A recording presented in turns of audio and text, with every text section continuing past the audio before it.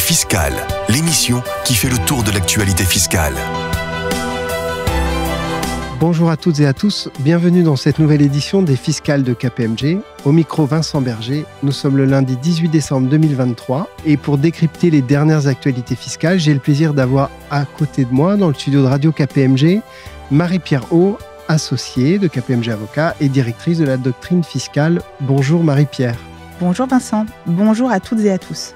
Les fêtes de fin d'année approchent, il est donc l'heure de faire un nouveau point d'étape sur l'adoption du projet de loi de finances pour 2024. Marie-Pierre, vous nous indiquiez lors de notre dernière édition des Fiscales que le texte devrait être adopté en tout état de cause avant le 22 décembre prochain. Oui Vincent, le calendrier n'a pas changé et l'examen du projet de loi de finances se poursuit devant le Parlement. Il est actuellement en seconde lecture à l'Assemblée nationale. Les sénateurs ont fini d'examiner le projet de loi le 12 décembre dernier en l'enrichissant. La commission mixte paritaire s'est réunie quelques heures plus tard sans parvenir à un accord. Le texte a alors été renvoyé en seconde lecture à l'Assemblée nationale où il a fait l'objet le 14 décembre d'une nouvelle utilisation de l'article 49.3, comme ce fut déjà le cas en première lecture.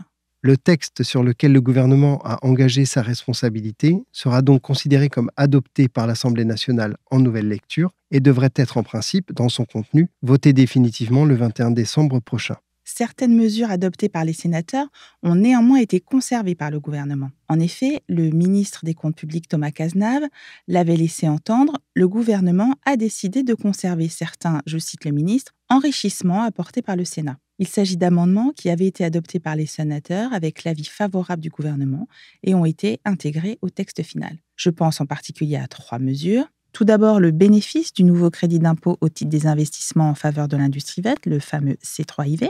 Nous en avions déjà parlé lors de notre précédente édition. Le texte préciserait, afin d'éviter les abus, que les investissements éligibles au crédit d'impôt soient exploités en France uniquement pendant la période de 5 ans qui avait été définie par le projet de loi initial à compter de leur mise en service. Deuxième mesure, les paramètres des provisions pour égalisation admissibles à la franchise d'impôt, qui n'avaient pas été mis à jour depuis 20 ans, seraient actualisés afin de prendre en compte les nouveaux risques qui ont émergé, principalement le risque cyber. Enfin, serait introduite une taxe dite Deezer, du nom d'une grande plateforme de streaming, c'est-à-dire une taxe sur la diffusion en ligne d'enregistrements audio, musicaux ou de vidéos. En clair, ici sont visées toutes les diffusions qui passent sur ces plateformes.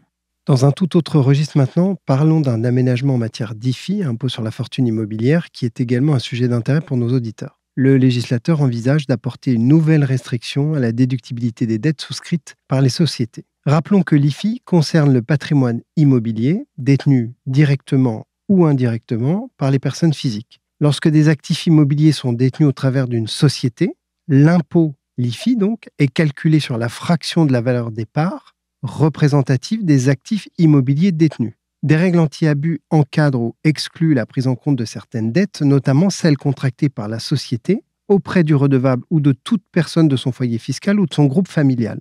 Ces règles anti-abus visent uniquement les dettes contractées par la société pour l'acquisition d'un actif taxable et pour la réalisation de travaux sur celui-ci. Les autres dettes contractées par la société, en particulier celles qui n'ont aucun lien avec l'actif immobilier imposable, sont quant à elles déductibles sans restriction, ce qui peut aboutir à réduire très significativement la valeur des titres imposables. C'est par exemple le cas lorsqu'une société détenant un actif immobilier acquiert un autre élément d'actif non taxable, lui, à l'IFI, et qui est financé par de la dette, alors que le patrimoine immobilier de la société est resté identique. Le projet de loi de finances 2024, Marie-Pierre, envisage de corriger cette situation en complétant l'arsenal des règles anti-abus. Il serait désormais prévu que les dettes qui sont contractées directement ou indirectement par un organisme ou une société et qui ne sont pas afférentes à un actif imposable ne seraient plus prises en compte pour la valorisation de la fraction des parts ou actions imposables. Cette nouvelle règle risque en réalité de se révéler très pénalisante pour les biens détenus au travers de sociétés et l'impact pourrait être non négligeable.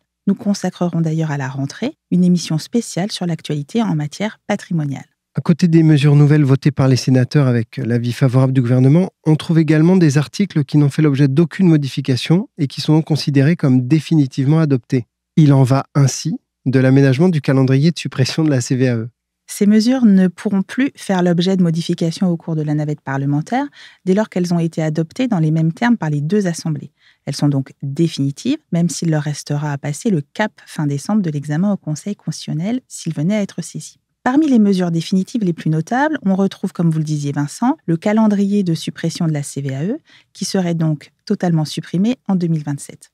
De même, l'article tenant à la mise en conformité du régime mère-fille avec le droit de l'Union européenne ne pourra plus être modifié. Le taux réduit de la quote-part de frais et charges de 1% bénéficiera désormais à toutes les distributions de dividendes par des filiales européennes détenues à 95% au profit de sociétés mères, qu'elles soient ou non, et pour quelque raison que ce soit, membres d'un groupe fiscal en France.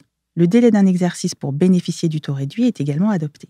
Enfin, la mesure tendant au renforcement du contrôle des prix de transfert, qui prévoit notamment l'abaissement à 150 millions d'euros de chiffre d'affaires ou d'actifs bruts du seuil de déclenchement de l'obligation de présenter, en début de contrôle fiscal, une documentation complète de la politique de prix de transfert, est elle aussi définitive. Les autres amendements votés par les sénateurs ont recueilli l'avis défavorable du gouvernement et ne seront donc pas retenus dans le texte définitif. Les sénateurs proposaient par exemple d'étendre le champ d'application du C3IV. Oui, les sénateurs auraient voulu que son bénéfice soit ouvert à la filière des électrolyseurs et à celle du dioxyde de carbone, qui entre bien pourtant dans le cadre fixé par la Commission européenne. Le gouvernement a néanmoins fait savoir qu'il souhaite cibler uniquement 4 secteurs stratégiques bien identifiés, à la fois pour des raisons budgétaires, mais aussi de maturité. Il s'agit des secteurs de l'éolien, des batteries, des pompes à chaleur et des panneaux solaires. Autre mesure votée par les sénateurs avec l'avis défavorable du gouvernement, celle instaurant une taxe de 2% sur le programme de rachat d'actions. Le gouvernement lui préfère l'obligation de négocier sur le partage de la valeur en cas d'augmentation exceptionnelle du bénéfice, dont le rachat d'actions serait l'un des critères. Il se trouvait dans le texte voté par l'Assemblée nationale en première lecture, mais a été finalement inclus dans la loi sur le partage de la valeur en entreprise, votée début décembre. Le projet de loi de finances contient aussi dans son article 4 la transposition de la directive relative à la mise en place d'un impôt minimum mondial. Nous avions longuement détaillé, Vincent, cette mesure lors de notre dernière édition.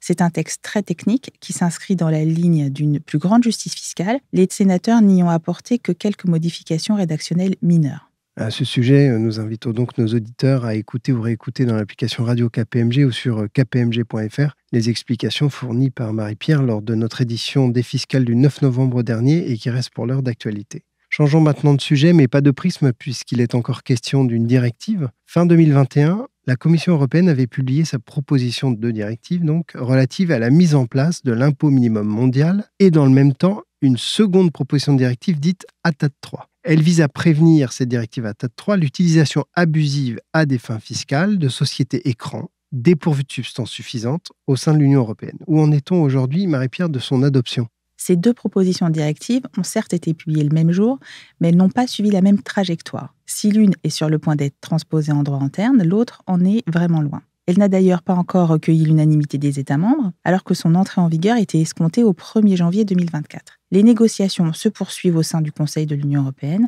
mais sans consensus réel pour l'instant. Il y a donc 2 ans, la proposition de directive devait prévenir l'interposition d'un véhicule, donc d'une société, sans substance établie au sein de l'Union européenne. Oui, la Commission européenne faisait de cette notion de substance une condition sine qua non de la capacité d'une entité à bénéficier des conventions fiscales et des directives européennes. Les entités qui remplissaient certains critères auraient été regardées comme étant à risque et entraient dans le champ d'application de la directive. La présidence espagnole avait relancé les discussions en faisant de l'adoption de cette directive une priorité. Et au cours des dernières négociations, l'Allemagne a proposé une nouvelle approche, une approche en 2 étapes. Dans un premier temps, la directive permettrait la mise en place d'un échange d'informations entre États membres relatif aux sociétés dites à risque. Et c'est seulement dans un second temps que seraient envisagées des conséquences fiscales, parmi lesquelles le refus de délivrer un certificat de résidence fiscale et la non-application des directives européennes. En réaction, la Commission européenne propose une 3e approche qui consisterait à transformer le critère de substance en un standard minimum permettant aux États membres de mettre en place des règles plus contraignantes, mais tout en conservant les conséquences fiscales prévues par la proposition d'origine. Pour autant, les négociations n'ont toujours pas abouti. Est-ce que l'une de ces approches est néanmoins préférée par les États membres ? Alors, il semble que l'approche allemande emporterait globalement l'adhésion des États membres. Il faudra néanmoins attendre la présidence belge en janvier 2024 pour peut-être voir publier un texte de compromis, puisque la présidence espagnole, qui s'achève, a indiqué qu'elle lui transmettait le dossier. Après la présidence belge, les présidences suivantes, Hongrie et Pologne, ne semblent pas être les meilleures candidates pour soutenir de telles initiatives en matière de fiscalité. Merci Marie-Pierre. Affaire à suivre donc. Nous venons de faire un tour d'horizon de l'actualité fiscale. Le contexte économique faisait craindre un alourdissement de la fiscalité. Toutefois, la lecture du PLF 2024 témoigne d'une grande stabilité. Finalement, ce texte comporte quelques mesures anti-abus et des mesures de soutien structurel, notamment en matière de transition énergétique. Cette émission est maintenant terminée. Vous pouvez suivre l'actualité fiscale et nos différentes publications sur le site KPMG Avocat, sur le compte LinkedIn de KPMG Avocat ou dans l'application mobile Radio KPMG à télécharger dans l'App Store ou Google Play. Il nous reste avec Marie-Pierre à vous souhaiter de très bonnes fêtes de fin d'année. Nous vous retrouverons donc avec grand plaisir sur ces ondes le 31 janvier 2024. À l'année prochaine. Les Fiscales, une émission de Radio KPMG.